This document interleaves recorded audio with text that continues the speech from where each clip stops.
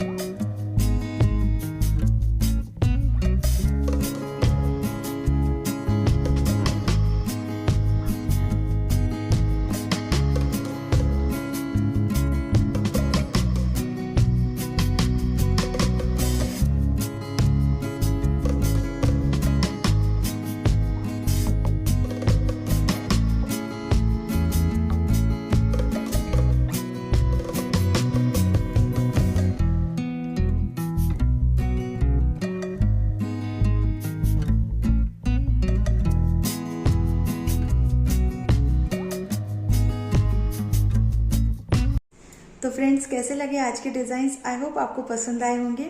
अगर आप इसी तरह की और वीडियो देखना चाहते हैं तो मुझे कमेंट सेक्शन में ज़रूर लिख के बताएं। और अगर आज की वीडियो आपको अच्छी लगे तो इसे लाइक ज़रूर कर दीजिएगा, अपने फ्रेंड के साथ भी ज़रूर शेयर कीजिए और चैनल को सब्सक्राइब करना मत भूलिए। हम फिर मिलेंगे अपनी अगली क्रिएशंस में। वीडियो देखने के लिए बहुत बहुत शुक्रिया।